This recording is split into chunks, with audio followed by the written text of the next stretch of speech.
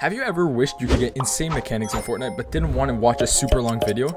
I'm Bat Penguin, and in the next 5 minutes I'm going to be helping you guys get insane mechanics with some tips and tricks that I've learned over the years. Before we get into it, make sure you watch all the way to the end so you don't miss any tips that could really help you in the future.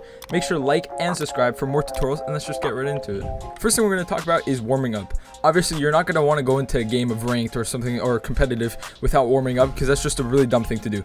All you're going to do is just go into like a creative map. So for me, what I'm doing is I'm in my creative map where I have a tutorial on if you want to make this nice little map. I'll have a playlist of all my creative tutorials in the description, so if you guys want to watch that, go to the description. It'll say like creative tutorials playlist or something like that, and just click on that, go to your map, and then start just building. So like for me, I'm just going to be doing this, right?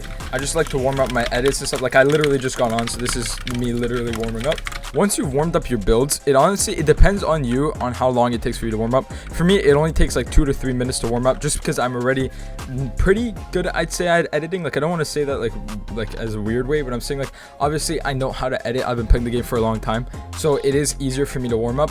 But if you guys do really care, or if it's right before a tournament, because I would not be warming up for only 2 minutes before a tournament, I would be actually fully warming up. You guys could do it for as long as you want. I'd recommend like 10 to 15 minutes of warming up, so you're not really taking up all your time that you have to play video games just on warming up.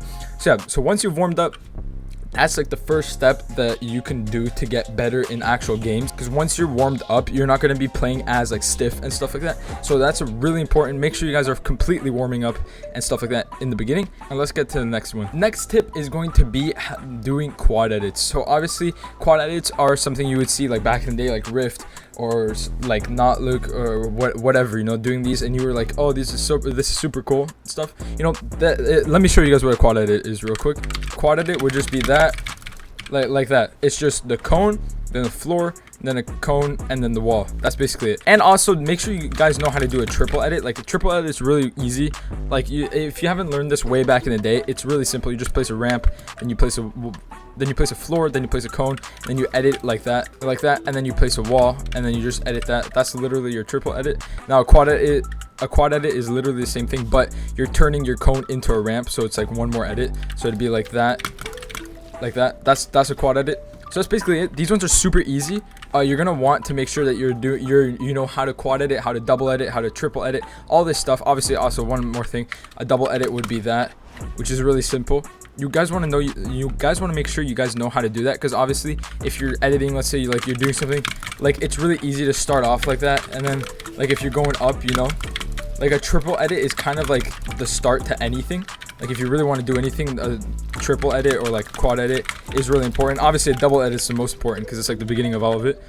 So once you guys have done that, let's go on to the next tip. Next tip I would recommend is figuring out how to tunnel. So tunneling would basically be either you're doing like that, you know, like a little easy tunnel, or you guys are doing something like this, which isn't, I wouldn't recommend doing that one, because you can obviously see it, but it is a nice way to like run away if you're like, if someone's like pushing you. Or you could do obviously a more important one, which would be like that. Sorry guys, my finger is cut, so I do have a band-aid on it, so I can't really place my walls correctly, but you see what I mean? Like you could place this. No, so basically all you're doing is just placing a ramp, and then like walls around you, and then going over here, and the same thing. So it's like a mix between just doing like this, you know, like just editing around, and doing this like I was showing you earlier, like this one, and then you just put it all together, and it does a really safe like layer and stuff. Now obviously it'll be using a lot more mats, but it is a lot safer. This should have been the beginning of the video, but I would recommend you guys play Raiders 464 maps and stuff like that.